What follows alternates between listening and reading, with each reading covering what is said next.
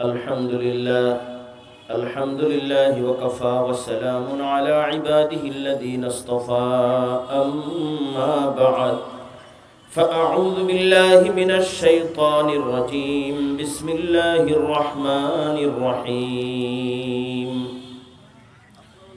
اهدنا الصراط المستقيم صراط الذين أنعمت عليهم غير المغضوب عليهم ولا الضالين وقال النبي صلى الله عليه وسلم بادروا بالأعمال فتنا كقطع الليل المظلم أو كما قال النبي صلى الله عليه وسلم يا رب صل وسلم دائما أبدا على حبيبك خير الخلق كلهم والحبيب الذي ترجى شفاعته لكل هول من الأهوال مقتحم محبت संगे एक बार दुरूद पाक पाठ करनी اللهم صل على سيدنا ومولانا محمد وعلى آل محمد كما صليت على إبراهيم وعلى آل إبراهيم إنك حميد مجيد اللهم بارك على محمد وعلى آل محمد كما باركت على إبراهيم وعلى آل إبراهيم إنك حميد مجيد चमकता रहे तेरी रोज़े की मंजर दमकता रहे तेरी रोज़े की जाली हमें भी अता हो शौक़ अबू ज़र हमें भी अता हो जज़्बे बिलाली बलगल उला बिकमालिही कशफत दुजा बिजमालिही हसनत जमीउ खिसालिही सल्लु अलैहि व आलिही अल्हम्दुलिल्लाह सुम्मा अल्हम्दुलिल्लाह सम्मानित समावेश उपस्थित हाज़रीन मुरब्बियाने किराम तरुण युव समाज पर्दार अंतराले सम्मानित मा ओ बोनेरा আল্লাহ পাক রব্বুল আলামিনের দরবারে লাখো কোটি শুকর যে আল্লাহ পাক দয়া করে মায়া করে আমাকে আপনাকে বনি আদম তথা মনুষ্য জাতির অন্তর্ভুক্ত করে সম্মানিত করেছেন। আমাকে আপনাকে আল্লাহ সৈয়দুল আম্বিয়া ইমামুল মুরসালিন খাতামুন নবিয়্যিন হযরত মুহাম্মদ মুস্তাফা সাল্লাল্লাহু আলাইহি ওয়াসাল্লামের সৌভাগ্যবান আদরের আখেরি উম্মতের অন্তর্ভুক্ত করে আমাকে আপনাকে সৌভাগ্যবান করেছেন। এজন্য আল্লাহর দরবারে শুকর আদায় করি, কালিমাতু শুকর পাঠ করি আলহামদুলিল্লাহ। দোস্ত আহবাব, দুনিয়াতে আমাদের এই জীবনটা স্থায়ী নয়। দুনিয়ার আগে আমরা আরো কয়েকটি জীবন অতিক্রম করেছি যেগুলো ছিল অস্থায়ী। আবার আগামীতেও কিছু জীবন আমাদের সামনে আসবে, তার মধ্যেও কিছু জীবন আছে অস্থায়ী। চূড়ান্ত স্থায়ী জীবন হচ্ছে জান্নাতের জীবন।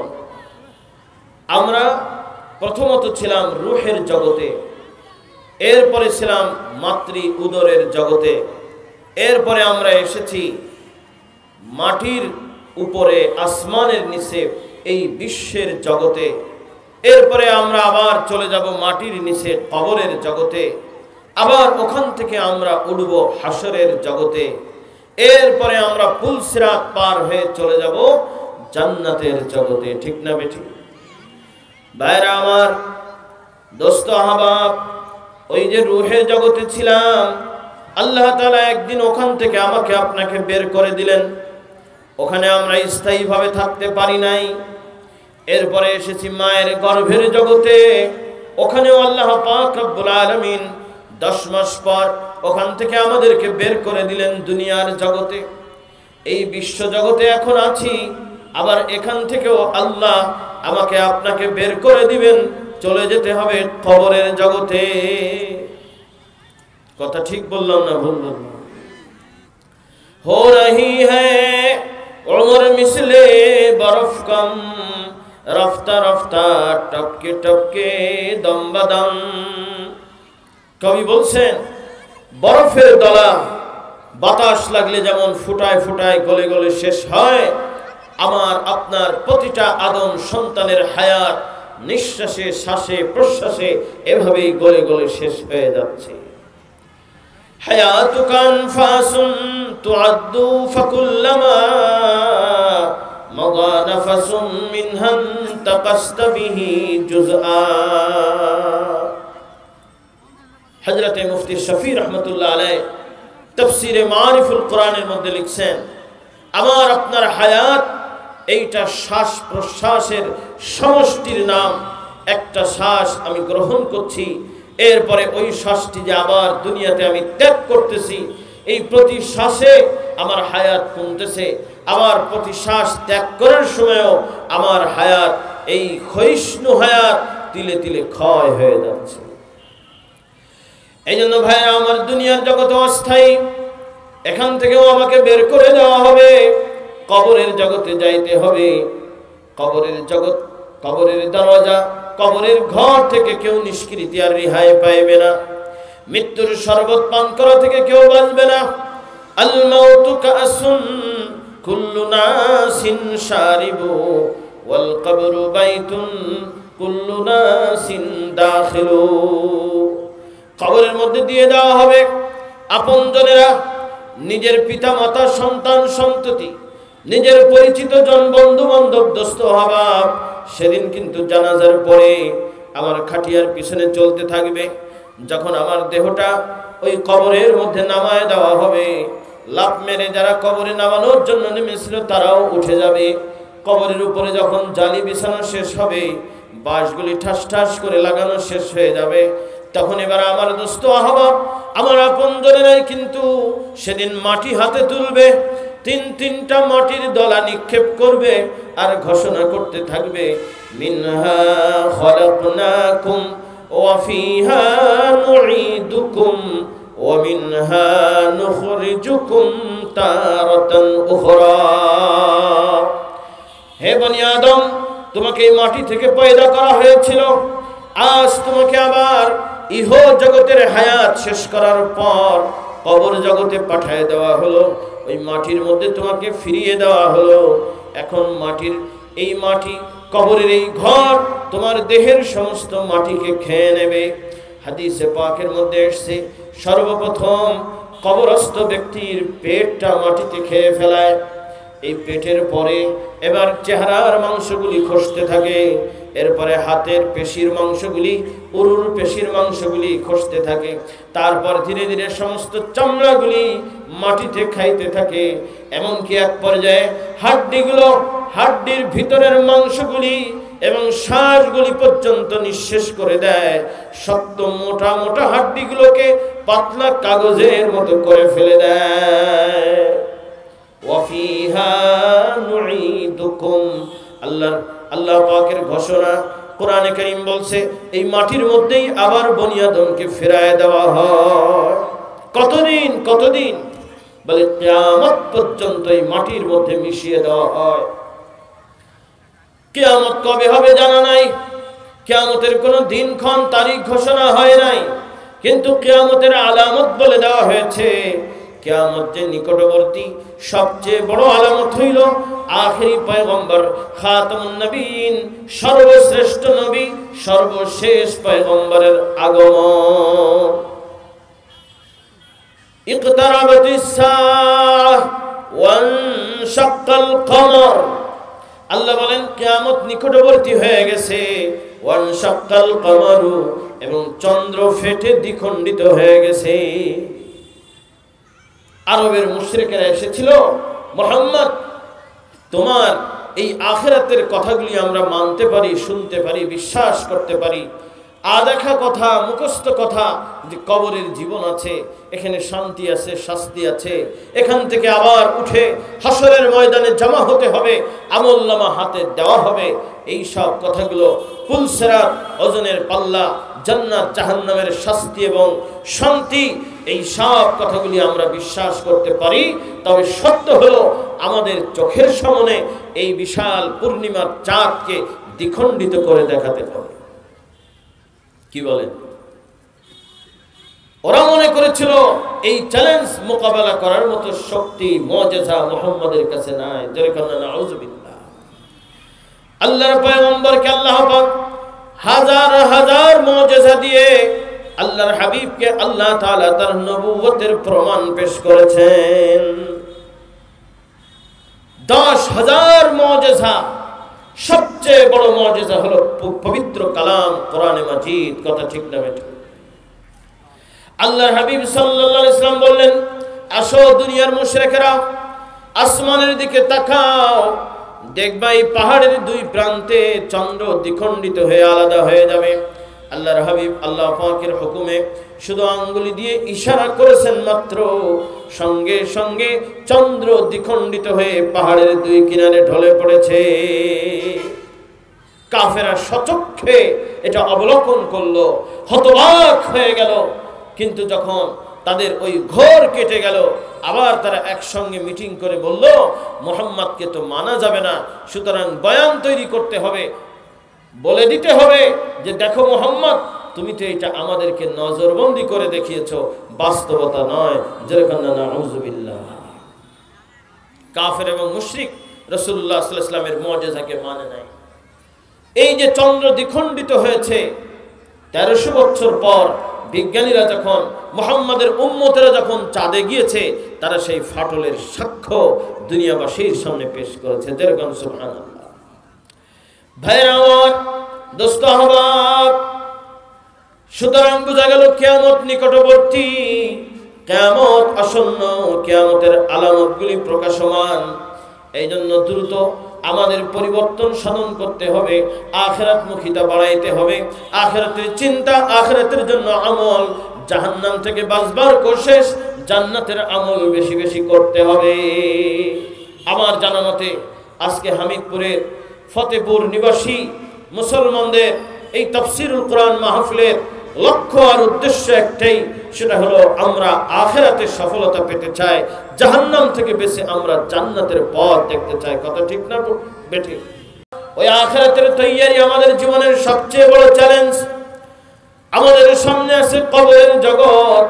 এই কবরের জগৎ কিন্তু আমাকে আপনাকে ডাক দিয়ে সবসময় সাবধান করতে আছে। আমাকে ডাক দিয়ে কবর বলতেছে, হে কবরের অধিবাসী, শুনে রাখো, আনা বাইতুজ যালমা, আমি কিন্তু অন্ধকারের ঘর, ফাহতামিলুনি সিরাজা, সুতরাং আমার মাঝে আসার আগে তুমি কবরের বাতিটা সঙ্গে করে আনো। আনা বাইতুল ওয়াহদা, আমি কবর কিন্তু একাকিত্বের ঘর, ফাহতামিলুনি আনিসা, সুতরাং আমার কাছে আসার আগে তুমি বন্ধু বান্ধব আপনজন কবরের সাথে করে আনো।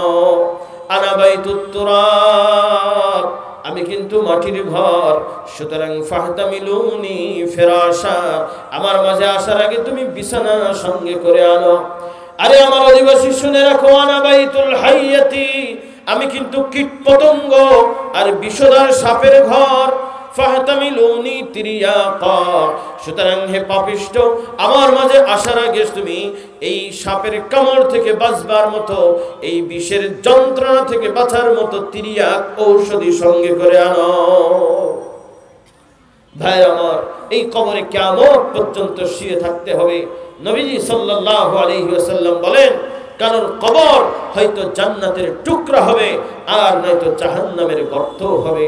আল্লাহ আমাদের কবরকে জান্নাতের টুকরা বানায় দেন, বলুন আমিন। জাহান্নামের গর্ত হওয়া থেকে আমাদের কবরগুলিকে আল্লাহ হেফাজত করেন, বলুন আমিন।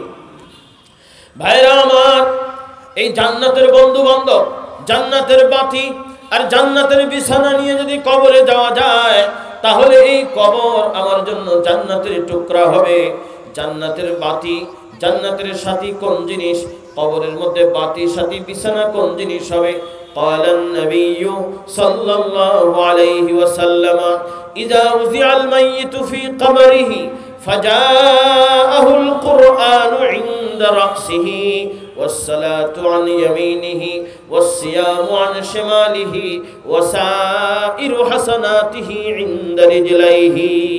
আল্লাহর হাবিবের ইরশাদ ফরমান, যখন কোনো মুর্দাকে, সে নারী হোক বা পুরুষ হোক, কবরের মধ্যে রাখা হয়, সঙ্গে সঙ্গে তার জীবনের যত কোরআন এর আমল আছে, কোরআন সংক্রান্ত যত ইবাদত আছে, এই কোরআনের তিলাওয়াত হোক, কোরআনের তাফসীর হোক, কোরআনের মুহাব্বত, কোরআনের প্রচার, কোরআনের ভালোবাসা, কোরআনের তিলাওয়াত, এই সবগুলি একত্রিত হইয়া বন্ধু বেশে মাথার শিওরে এসে হাজির হয়ে যাবে। যেরকম সুবহানাল্লাহ।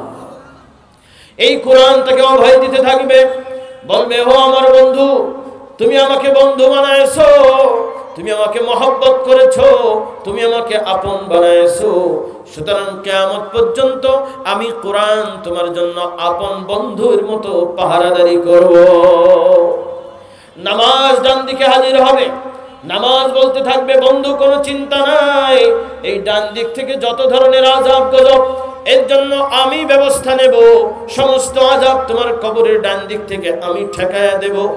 রোজা আসতে থাকবে, ও বাম দিকে এসে বলতে থাকবে, ও সাহেবে রোজা, ইমানদার ও রোজাদার, শুনে রাখো, তুমি বছরে 30টা ফরজ রোজা পালন করেছো, শাওয়ালের নফল রোজা পালন করেছো, আইয়ামে বীজের রোজা রেখেছো, সোমবারে, বৃহস্পতিবারে, শুক্রবারে রোজা রেখেছো, এই সুন্নাত নফল ফরজ রোজাগুলি সব বাম কাতারে হাজির হবে, এসে কবরের বাম দিকের সমস্ত আযাবকে ঠেকাইতে থাকবে।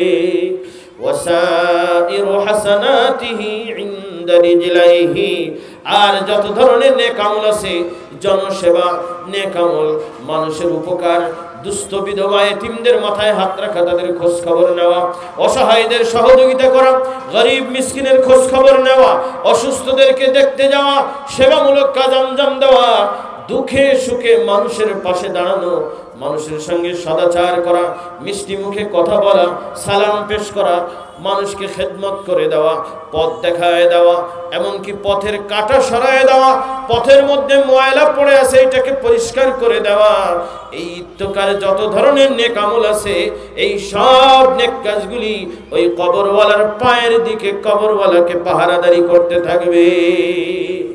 এই জন্য ভাইরা আমার, কবরের জগতে যারা যাইতে চায়, আমরা কবরের পথের যাত্রী, চাইলেও যেতে হবে, না চাইলেও যাইতে হবে, কিন্তু ওই কবরে যারা শান্তি চায়, তাদের জন্য আমল লাগবে কি লাগবে না বলে?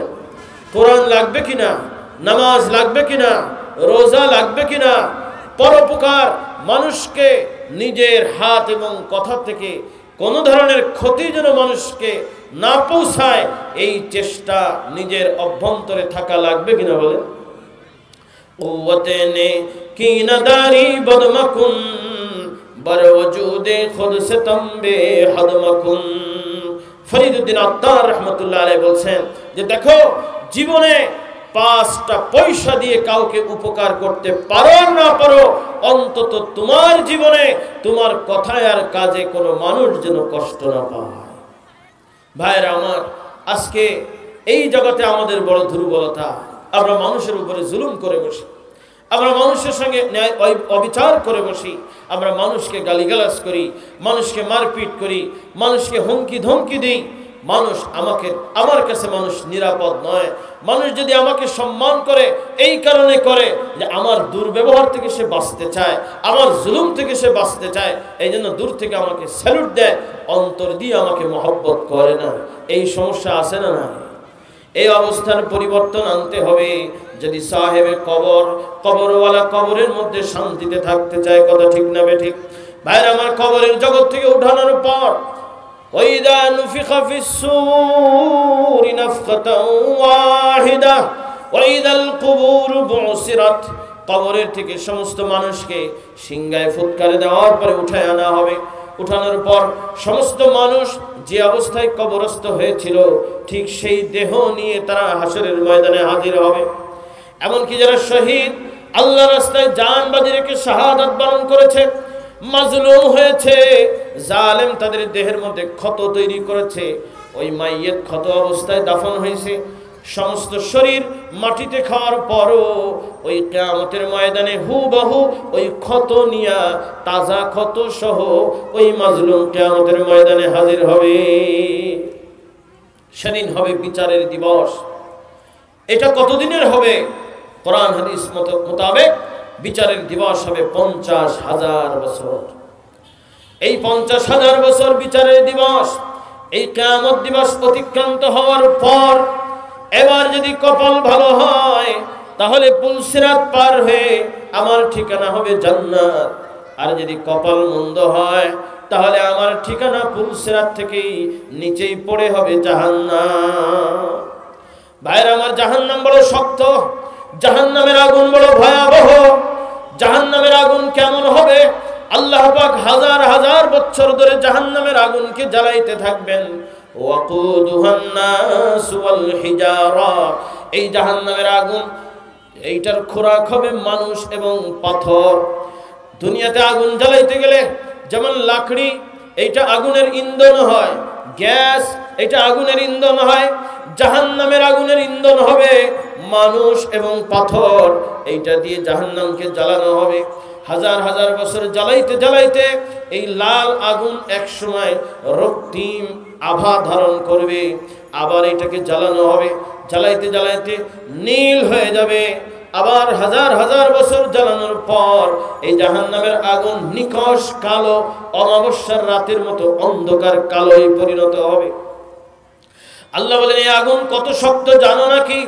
ওয়াইলুল লিকুল্লি হুমাযাতিল লুমাযা আল্লাযী জামাআ মালান ওয়া আদ্দাদা ইয়াহসাবু আন্না মালাহু আখলাদা।